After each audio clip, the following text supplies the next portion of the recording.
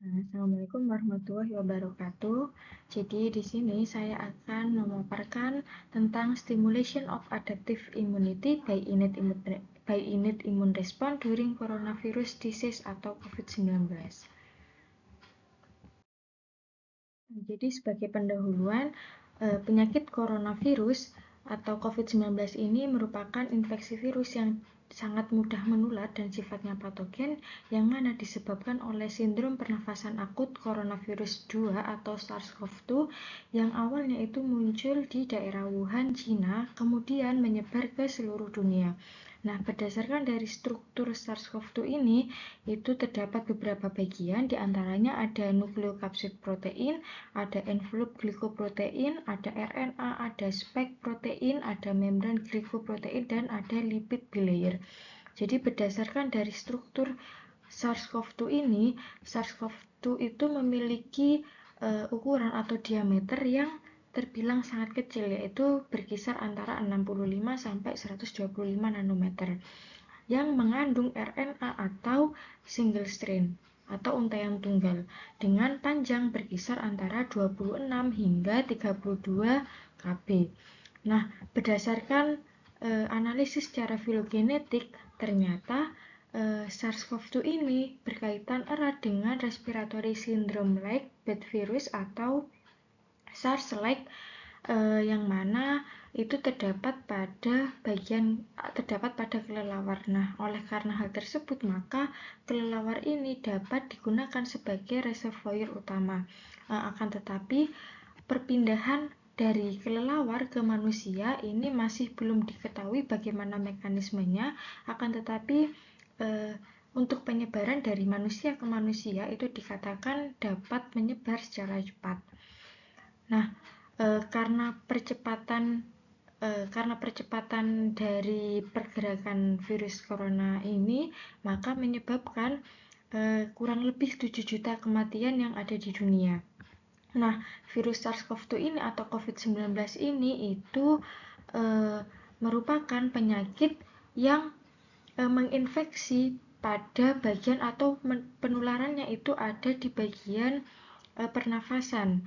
Nah, terdapat beberapa perbedaan antara manusia itu ada yang memiliki sistem imun yang baik, ada yang dapat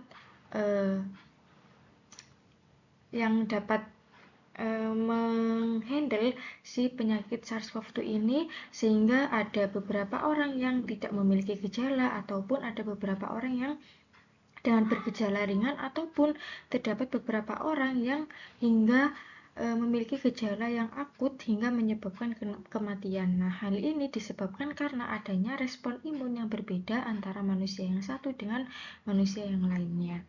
Sehingga dalam pemaparan kali ini saya akan menjelaskan bagaimana mekanismenya kok seseorang bisa sistem imunnya itu ada yang tidak memiliki gejala atau terdapat gejala sampai hingga menyebabkan kematian.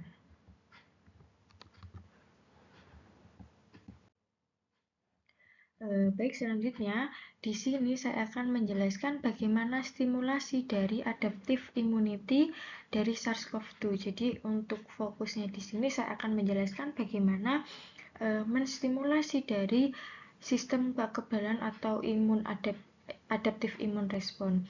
Nah, di sini dapat dilihat dari gambar ini ketika ada SARS-CoV-2, kemudian akan ada reseptor yang menerima secara spesifik, yaitu TLR6. Ini spesifik untuk menempeli bagian envelope, kemudian TLR4 ini akan secara spesifik menempel pada spike proteinnya. Nah, untuk proses mekanismenya ini sudah dijelaskan oleh pemapar sebelumnya.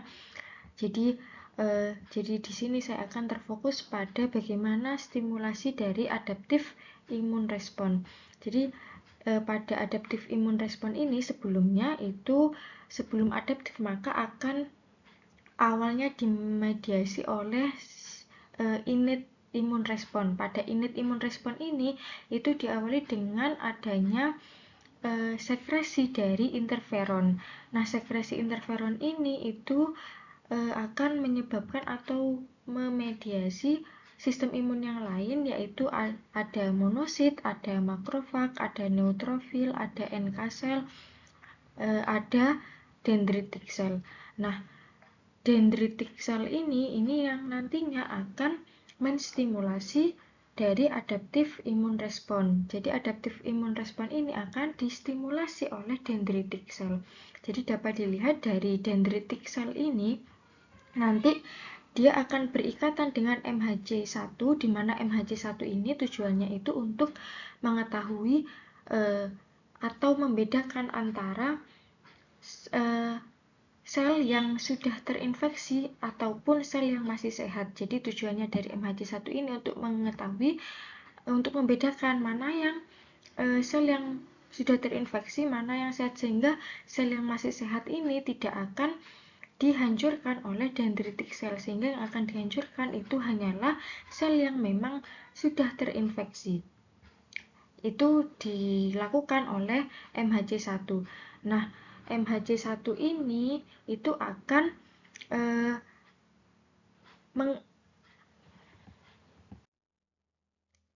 MHC1 ini nanti dia di sini akan mengkilling infected cell, maka dia akan membunuh selnya, sel yang memang sudah terinfeksi oleh SARS-CoV-2. Nah, sebelumnya MHC1 ini itu akan distimulasi terlebih dahulu antigennya, maka kemudian dia akan berikatan dengan dendritic cell. Nah, selain itu, ketika terjadi paparan yang secara berulang, maka MHC kelas 2 ini itu akan berikatan, di mana MHC2 ini fungsinya itu untuk ketika terjadi paparan yang secara berulang, maka akan berikatan dengan MHC kelas 2 ini, di mana MHC2 ini akan berhubungan dengan CD4 T cell, di mana CD4 T cell ini dia nantinya akan membuat memori, sel T memory. Jadi ketika ada infeksi yang berulang, maka tidak perlu mengulang dari innate, sehingga langsung adaptif akan memberikan respon.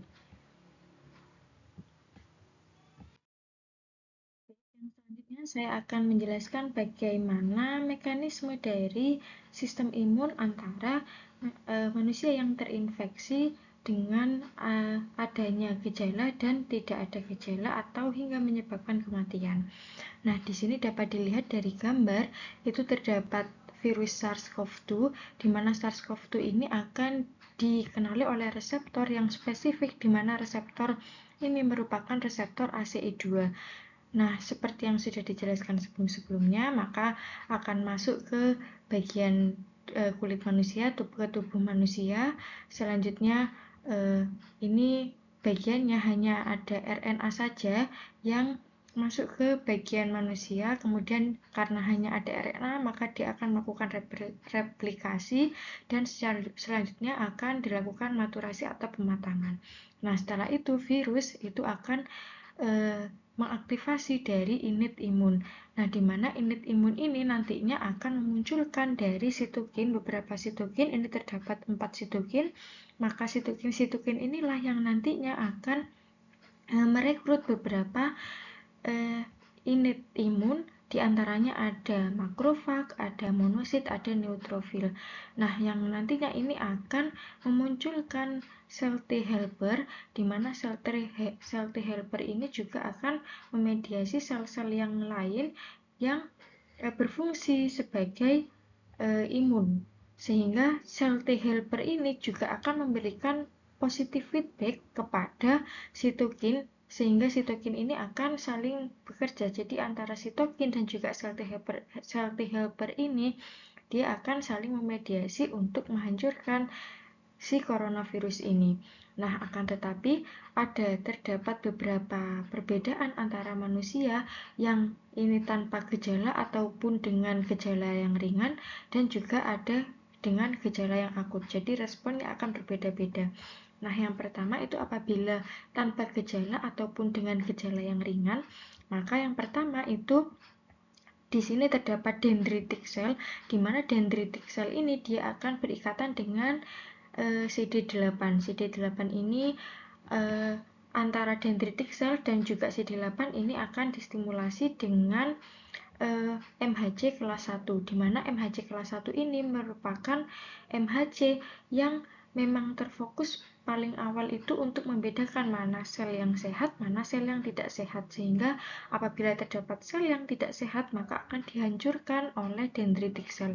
Nah, dendritic cell ini nantinya akan mengaktifasi APC, sedangkan CD8 ini akan menstimulasi dari CD4, di mana CD4 ini akan berikatan dengan MHC kelas 2. Nah, MHC kelas 2 ini nanti fungsinya untuk apabila terdapat paparan berulang, maka terdapat sudah ada respon yang akan mengenali dari SARS-CoV-2 ini, maka selanjutnya pasien akan dapat survive. Nah, kemudian akan membentuk sel B, di mana sel B ini akan membentuk sel memori dan juga plasma sel, di mana plasma sel akan membentuk IgG dan juga IgM antibody. IgG ini akan muncul, IgM ini akan muncul pada infeksi awal, tetapi tidak akan bertahan lama. Kemudian sedangkan IgG ini akan muncul setelah beberapa dan bertahan dengan jangka yang lebih lama. Nah, kemudian antibodi ini akan mengikat dari virus tersebut dan mematikan virus tersebut. Sedangkan yang kedua, sel B ini juga akan membuat sel B memori, yang mana fungsinya ketika ada paparan yang berulang maka tidak perlu mengaktifkan kembali dari innate immunity ini, sehingga bisa langsung diinfeksi atau dimusnahkan oleh sel memori, sel B memori. Kemudian bagaimana dengan kasus yang akut? Jadi pada kasus yang akut ini itu ada disregulasi dari interferon tipe 1 dan juga interferon tipe 3. Nah, interferon ini fungsinya itu dia untuk menstimulasi antara antara innate immunity dengan adaptive immunity, sehingga ketika ada disregulasi ini untuk menuju ke adaptive immunity maka akan ada delay, di mana delay ini itu akan menyebabkan hyperactive innate immune response. Nah, ketika ada hyperactive immune response ini itu akan menyebabkan adanya badai sitokin. Nah, ketika terjadi badai sitokin atau sitokin ini yang terlalu berlebihan, maka akan menyebabkan organ-organ itu menjadi rusak dan ada yang bisa menyebabkan kematian. Nah, pada kasus yang akut ini juga terdapat makrofag. Apabila makrofag ini berikatan dengan si virus SARS-CoV-2 ini, maka akan menyebabkan high secretion of pro-inflammation marker. Jadi interleukin 18 ini itu merupakan pro-inflamasi. Nah, akan tetapi apabila jumlahnya itu terlalu tinggi, maka akan memunculkan ferritin, di mana ferritin ini merupakan atau berhubungan dengan zat besi, sehingga akan berhubungan dengan salah satunya bisa menyebabkan anemia atau kekurangan kelebihan dari sel darah putih ini, sehingga akan menyebabkan beberapa kerusakan organ dan juga antibodinya itu akan tidak bisa bekerja secara maksimal. Nah, sedangkan kalau yang neutrofil ini ketika berikatan dengan SARS-CoV-2 dia akan menurunkan jumlah interleukin 6, di mana interleukin 6 ini dia ada yang proinflamasi, ada yang menyebabkan inflamasi. Nah, interleukin 6 ini dia akan memunculkan CRP, di mana CRP ini akan menyebabkan adanya peradangan, sehingga ketika adanya kekurangan zat besi tadi, zat yang berhubungan dengan zat besi ataupun dengan peradangan ini, maka akan menyebabkan adanya gangguan pada sistem organ, sehingga menyebabkan adanya tekanan dan juga munculnya si adaptive immunity ini itu akan menjadi delay atau menjadi lama munculnya daripada yang seharusnya. Nah, delaynya dari adaptive immunity ini itu dapat menyebabkan si sel T dan juga sel B itu menjadi menurun. karena pematangan sel B ini akan menjadi menurun, maka sel T memori juga akan bekerjanya tidak akan maksimal. Begitupun pada sel T proliferasi ini dia juga tidak akan mengalami bersiklus secara maksimal karena jumlahnya ini sangat sedikit, maka akan menyebabkan kekurangan sel darah putih, di mana sel darah putih ini itu sangat penting sebagai antibodi atau sistem kekebalan tubuh yang melawan virus. Nah, ketika terjadi delay dari adaptive immunity, maka akan ada respon yang berbeda, yaitu antara seseorang itu akan mengalami kerusakan pada organ-organnya karena tadi itu ada yang bisa kekurangan sel darah putih, ada yang zat besinya itu berkurang, ataupun adanya peradangan pada organ-organ pernafasan, sehingga akan menyebabkan organ-organ yang lain itu juga ikut rusak. Nah, selain itu, ketika seseorang itu tidak bisa beradaptasi, maka juga akan menyebabkan kematian. Jadi seperti itu mekanismenya, bagaimana perbedaan sistem imun antara seseorang yang memang asimptomatik atau tidak adanya gejala, ataupun dengan gejala yang ringan sehingga mereka itu bisa survive, sedangkan yang severe case ini merupakan pada seseorang yang memiliki gejala yang sangat akut. Untuk mekanismenya itu seperti ini sehingga menyebabkan adanya beberapa kerusakan organ. Baik, terima kasih. Sekian presentasi atau pemaparan dari saya. Kurang lebihnya mohon maaf. Wassalamualaikum warahmatullahi wabarakatuh.